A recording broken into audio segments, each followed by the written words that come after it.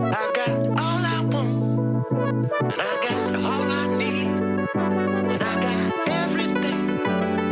I got you and me. All I want, I got all I need. Marriage is the best. I hope you all survived Valentine's Day.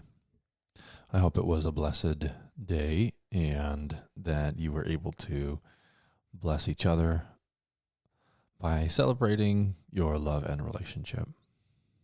And I don't say that 100% tongue-in-cheek because obviously there is an opportunity here to love and bless, and maybe you wrote out some of the things that you see in your spouse that are lovable and lovely, and maybe that was a blessing to them. Maybe you went and saw a show. Maybe that was a blessing to you. But I do hope that you survived your Valentine's Day 2026, and you should get a badge or a sticker of some kind to say, I survived. I hope that our Valentine's Day episode was helpful and informative or thought-provoking or potentially stress-relieving, depressurizing. I hope that you're able to kind of look at and see past the ridiculousness of certain days in order to truly lean into what actually makes marriage work and the fact that marriage matters despite February 14th, the day that lives in infamy. Today we're going to talk about the disruption phase of marriage, mainly children. Children are a serious disruption, and disruption does not necessarily mean bad or negative. It simply means that that children come in and they change the nature of the system.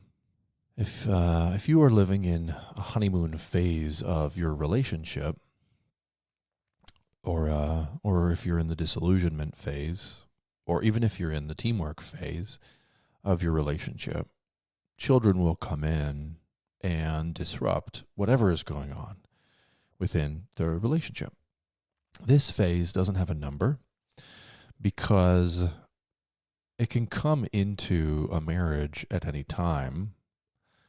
It can come into a marriage prior to the marriage even occurring. So there really isn't a number on this one because it all depends on when the children are on their way.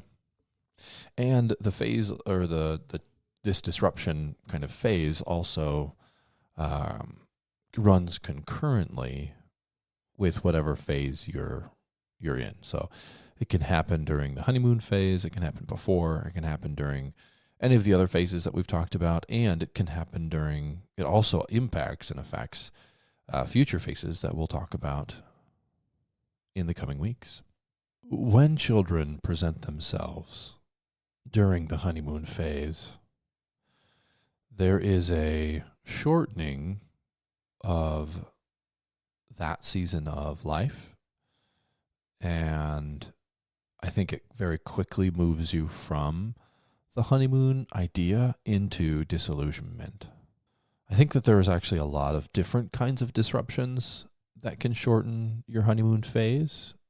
Big moments, events, traumas, or big stresses that can come in and kind of cause the honeymoon phase to quickly phase out of your relationship. And so children are no exception. They can definitely come in and shorten that phase. They do change the way that bodies work and feel. Children come in and they change sleep patterns, eating patterns. They can create weight gain. They can create stress. They can create all of the things that kind of disrupt our lives.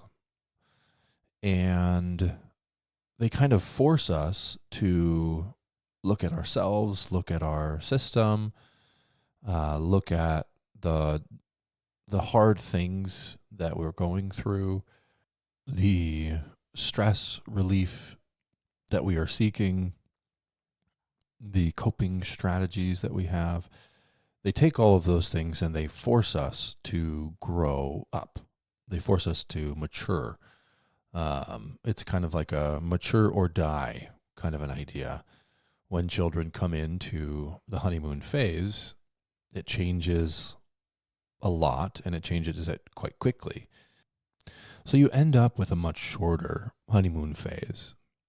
Now, I actually don't think that that is wrong or bad, that the honeymoon phase would be kind of cut short by kids.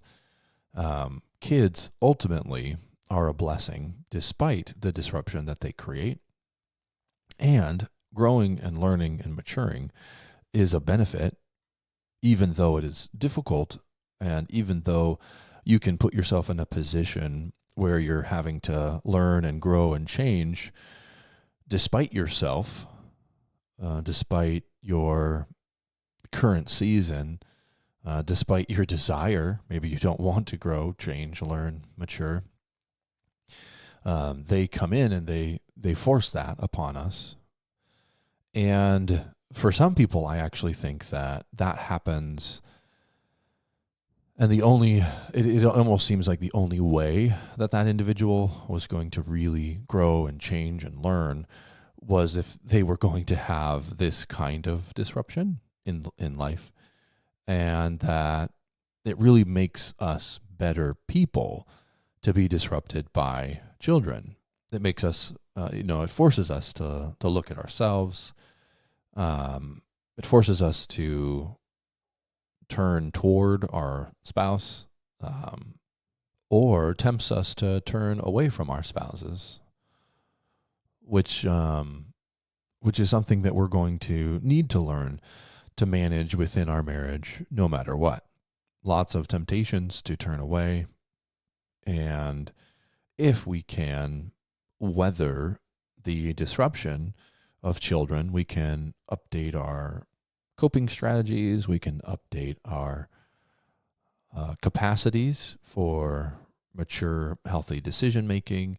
If we can update the way that we're relating to our partner, and if we can kind of use it as an opportunity to turn toward them, we can move more maturely through the ending of the honeymoon phase, through the disillusionment phase, because children create that kind of like an urgent pressure to do so. And children is a lifelong decision, but it's also a seasonal decision. Children themselves bring on many different kinds of seasons. For example, in the infancy season of a child's life, your goal is simply to love and address all the needs of that child from about 0 to 6 months or 0 to a year. The child is always right, and whether it is changing, feeding, or sleep, your job is just to address those little needs and to do it in a way that is safe and what I mean by that is like creates a sensation of safety in the child, knowing that their needs are going to be met regularly, and with a level of urgency that is able to calm or soothe that child, and then from 1 to 3, there's eventually there's like this growth of limit setting and boundary testing, and they do it a lot, and it's intensive, and that can create a lot of strain on a marital relationship. Between 6 and 12, 6 and 10, there's this really wonderful season where kids are really coming into their own, and you're noticing personality and different traits that are coming out, and you're noticing their gifts and their abilities and encouraging them in their strengths and creating an environment of it's safe to grow and develop and to fail And I don't know how Becca and I have struggled at times to encourage some of those things due to, our own things that we carried into that season of life. But we are slowly learning and growing to, create those things for our kids, an environment where they can learn and grow, that they feel safe, they feel loved and wanted, and they're able to be themselves, and they're able to kind of explore and engage in the world. And then you've got this season of marriage or parenting that comes in from, 13 to 18, where you're basically throttling back your influence. They're throttling back your influence. They want to be influenced by peers. They seek that out. And you are having to change your role from infant caregiver to toddler boundary setter to school age cheerleader to kind of backseat, and taking kind of a backseat in their lives so that they can continue to make choices and form themselves, and you're still there and you're still loving and your presence is still needed. But the primary forces of impact are our peers and teachers and others and sports, and really your role just changes very drastically. So throughout all of these disruptions, throughout all of these, like the phases of parenting, marriage is greatly impacted by the different stages that you enter into as you're attempting to parent your children. These different sections of the disruptions that children create in a marriage present different challenges and really require a lot of conversation between spouses to weather each section. So early on in infancy, you're talking about balancing the husband and wife's connection and attachment and an ability to support each other while you're supposed to kind of take care of all of these little needs as quickly and as safely and lovingly as you possibly can. And toddlerhood, there's a lot of limit setting, and so finding the right consequences, finding the right discipline, finding the right rhythms, understanding what needs to be disciplined and what is simply just a developmental season or stage.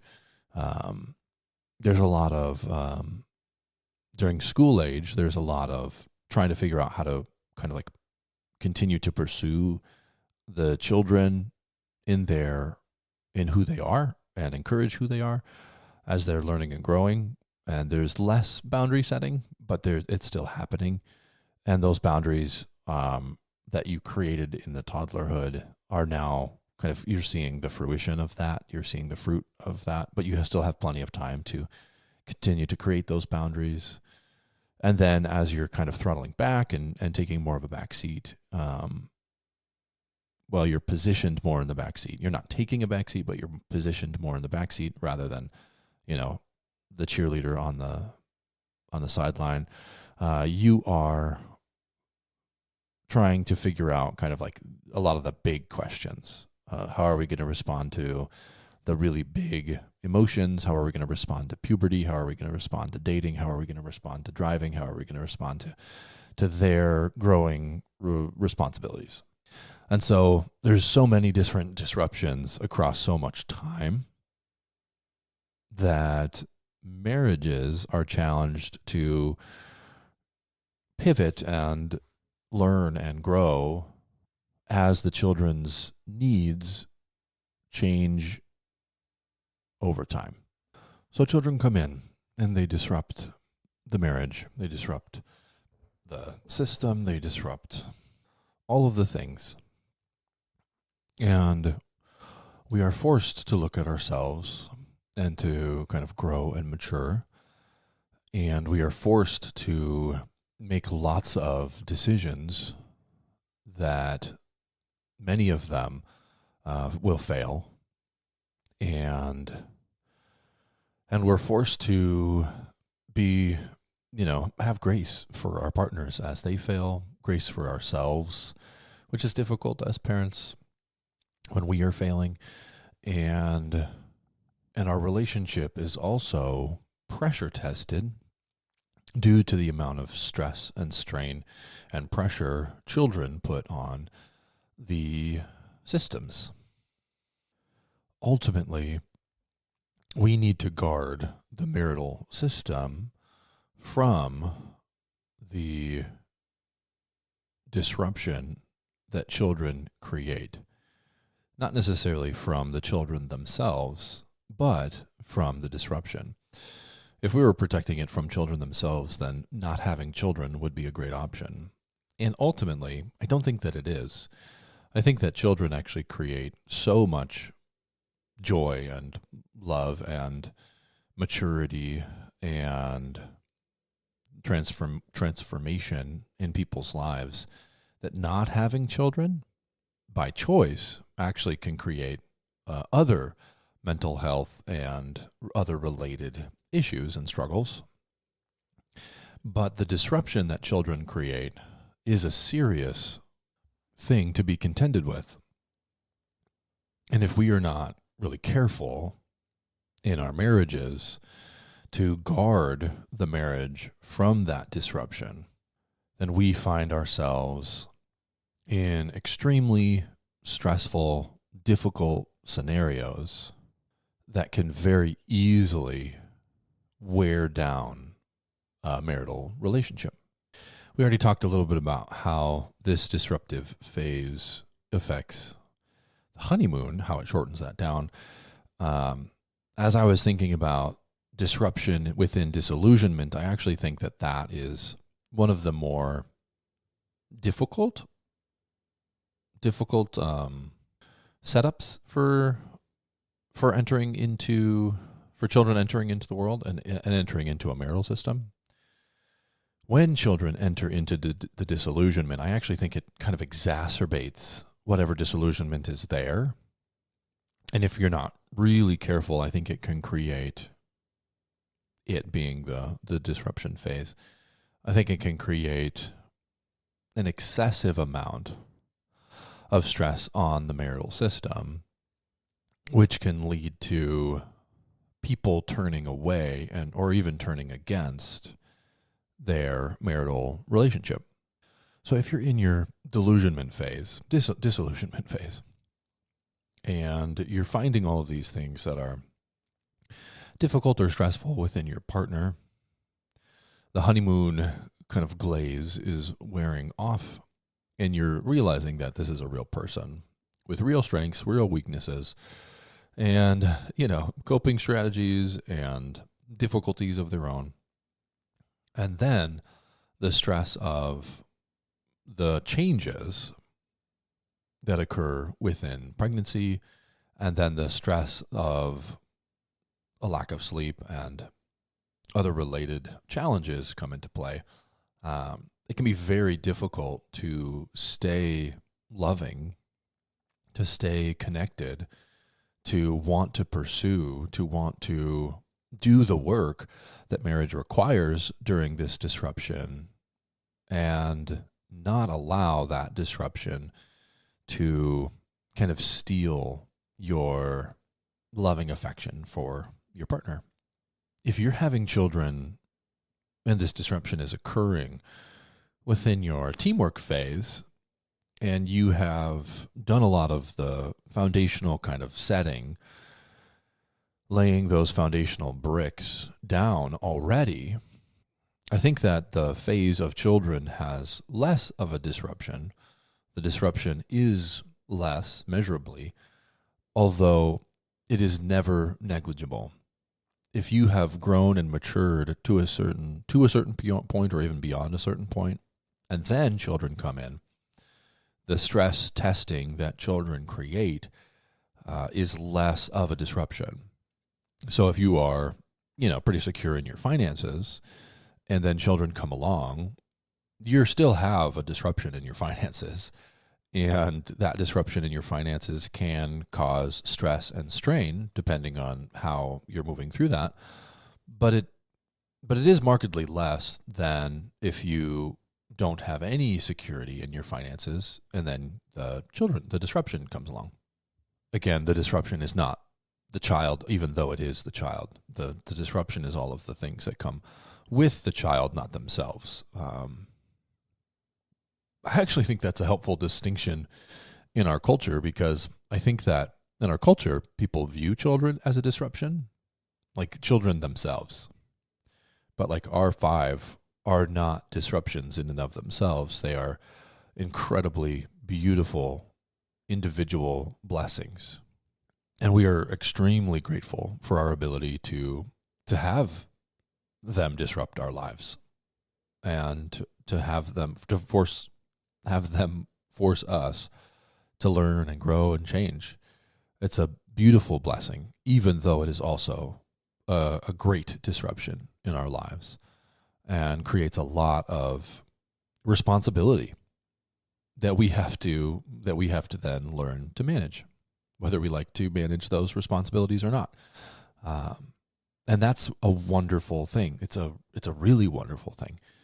And I would highly, highly, highly recommend that people elect to enter into this disruption phase and allow children to teach and grow them as individuals and them inside of their marriage.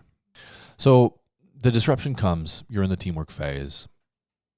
You may have to redefine a lot of the roles, and it's definitely not easy. It doesn't create like ease within this disruption.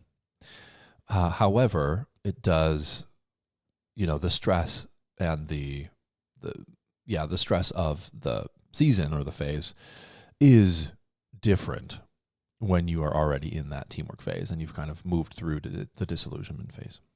So a couple things. Children are actually is a kind of a small season in the life of parents, in the life of a marriage. It is actually a finite thing. And it comes in maybe 5 or 6 different forms or seasons itself. But you're going to have to live the marriage out beyond the children. And that is where a lot of marriages struggle, because it's difficult to remain connected and loving and to pursue your partner despite the seasonal disruption that children create. And if you don't kind of continue to pursue each other and date and enjoy and create those rhythms of connection, a system that sustains itself, then you're going to find yourself very much at the end of the disruption cycle or phase, and it's going to have disrupted your marriage. And so a lot of your goals throughout the disruption phase is, how do we stay together? How do we stay connected? And how do we continue to pursue one another so that we don't allow these disruptions to undermine our relationship? You kind of have to guard your marriage against the disruptions. You guard it during infancy by supporting one another, getting rest as much as you possibly can, and taking on your fair share or a large portion of the burden of moving this little one from completely reliant to less completely reliant. You guard your marriage throughout all the different phases of child rearing by staying on the same page, by getting on the same page if you fall off, by pursuing one another, by connecting with one another, and by learning how to do it well, learning how to parent well, learning how to connect with your kids well. You also guard your marriage for the sake of your children, because your marriage is foundational in the way that children will learn and grow and move in the world. And so if you provide them a strong, stable 2-parent household, you have provided them the most important thing in their lives that will set the stage for their success in the future. And if you allow, or if we allow, the disruptions that children create to tear apart the marriage, not only is that bad for the marriage, but that's also really bad for the children, that those disruptions would be allowed, not by conscious choice, obviously, but allowed nonetheless to create disconnection and to create an undermining of the relationship. Again, that is not the children themselves creating that, but the disruption that children bring. So we guard your marriage from the disruptions by pursuing and connecting, and we guard your marriage for the children because the best thing for them is a strong, healthy marriage. All the previous building blocks, all the previous work that you did in your relationship before this point, before the disruptions come in, are stress tested and pressure tested. And so if you have a really strong value of your spouse and you've continued to pursue them and date them and connect with them and speak with them and enjoy them before the disruptions come, that system of pursuing and connecting and enjoying is pressure tested when children arrive. Are you going to continue? Are you going to continue even when it's really difficult? Are you going to continue even when you're not sleeping? Are you going to continue even when you're stressed or you're upset with how they're parenting or you're not on the same page with sports? Are you going to continue to view your spouse in a loving and a positively oriented way throughout all of the seasons of disruptions that children are going to bring? Finances, we are kind of mentioned already. Obviously, that system is stress tested. It does create a disruption in your finances. Really, finances, I don't think, are a reason to... I don't think that finances are a good reason not to have children. Also, I don't think that there is a season where children won't disrupt your finances. In the past, the value of children was so clearly, it was more clearly understood and known. I think that we're running a bit of a social experiment right now where a lot of people are choosing not to enter into the disruption, seeing children as the disruption and choosing to avoid it or not have it. And I think that that's a mistake. I think that the challenges and the growth that you have available to you is exponentially greater when you do choose to have children. And then there is a large segment of people who are not able to have children. And I think that in and of itself creates a disruption in the marriage. I've actually seen that very gravely impact marriages, the inability to choose children and to have them. And there's a lot of pain and sorrow and grief for those who don't elect to not have children, but who just physically can't. And that creates a disruption in and of itself. And it's not a small one, and it's not a short one. As you watch your friends, as you watch your family, as you watch your nieces and nephews, as you are seeing them grow in their own stages, throughout their own stages, it creates kind of an ongoing ripple effect of, and that's not me, and that's not our story. And it creates a lot of disruption in and of itself. So whether you having children or not having children, I think the disruptions are there. Obviously, they are different in kind and nature, but they're still there.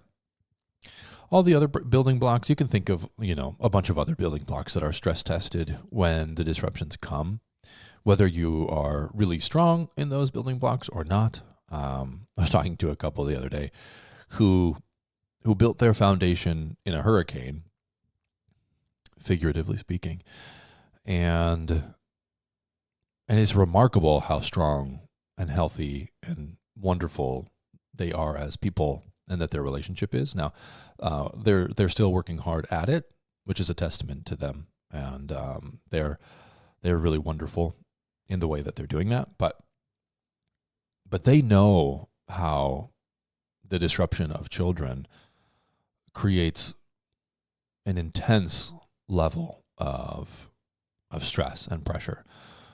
And it is possible to build out the foundation during the disruption of job changes and stress and all of the things that life brings, and children as well. It's difficult.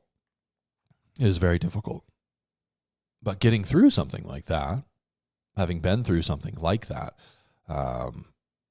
creates a remarkable level of strength and a really positive season to look back on and reflect on. I think builds a lot of resilience in the marriage if you're able to move through those really, really difficult seasons, and that the stress and the pressure of life and the disruptions would in fact make you stronger and more mature, and would actually force you to turn toward your spouse rather than tear you down and undermine you.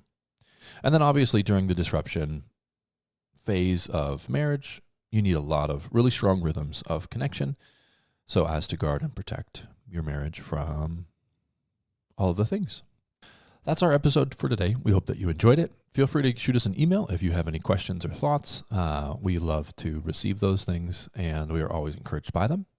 If you haven't already given a 5-star review on Apple Podcasts, we would love to remind you to do so. I was talking to someone who hasn't done it yet just the other day, and they need to. And so this is your reminder. You can also do it on Spotify. I think we've got a few on there, and we very much appreciate you clicking that button.